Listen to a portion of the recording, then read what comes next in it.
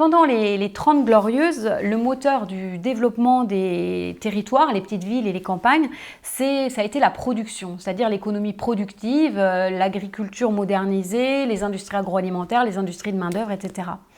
Et donc, pendant cette période, l'idée, c'est d'attirer des entrepreneurs pour concrétiser des emplois sur place et fixer les populations rurales. Cette stratégie de développement local, elle est soutenue par deux mastodontes en fait.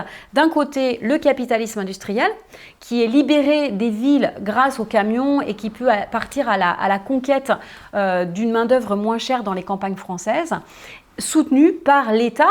L'État aménageur qui va lancer des grandes opérations de construction des routes, d'adduction du téléphone, etc. dans les campagnes. Donc ça va fonctionner comme ça pendant les 30 Glorieuses.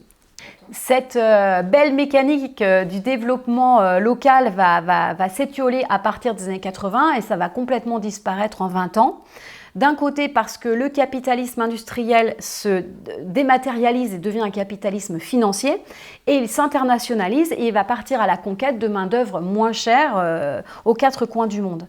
Dans le même temps, l'État aménageur se désengage et évolue vers un État manager qui va gérer la compétitivité des territoires. Et donc, on va avoir une nouvelle logique du développement local qui va s'orienter à partir de là vers une économie résidentielle.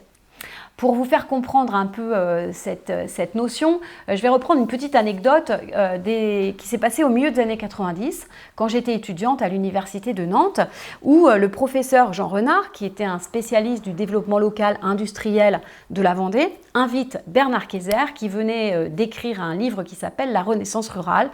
Et Bernard Kayser parlait de la région de Toulouse et des campagnes du sud-ouest de la France. Et il dit, dans les campagnes du sud-ouest de la France, il y a des gens qui viennent et ça crée de l'emploi. Et Jean Renard l'interrompt et lui dit « Mais professeur, je pense que vous voulez dire l'inverse. On crée de l'emploi et ça fait venir des populations. » Et Bernard Kayser lui dit « Non, il n'y a pas de création d'emploi dans les campagnes du sud-ouest. Les gens viennent d'abord et ça crée de l'emploi. » Et Jean Renard, tout surpris, lui dit « Mais pourquoi ils viennent ?»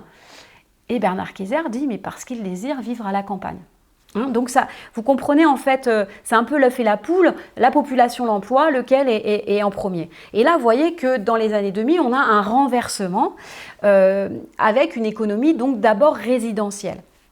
Et donc, on va avoir un nouveau centre d'attractivité. Certaines régions vont ne pas chercher à attirer des entrepreneurs, mais à attirer des touristes, le touriste étant le symbole de ce désir résidentiel.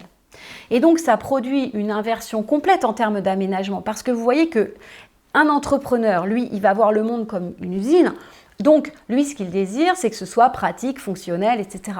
Alors que le touriste, lui, il voit le monde plutôt comme un jardin d'agrément. Et lui, son désir, en fait, en termes de territoire, c'est que ce soit beau.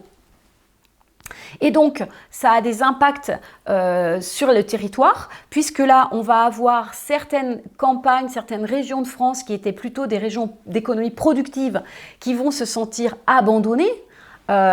Effectivement, par les deux aménageurs, le capitalisme industriel et l'État aménageur des 30 Glorieuses qui ont complètement disparu. Donc ces campagnes productives se sentent abandonnées et sont en crise. Et en même temps, on va avoir le réveil d'autres régions, d'autres campagnes qui ont des atouts touristiques et résidentiels très très importants. Elles vont se réveiller et ces campagnes qui se réveillent, c'est celles qui sont finalement restées le plus dans leur jus paysan ancien.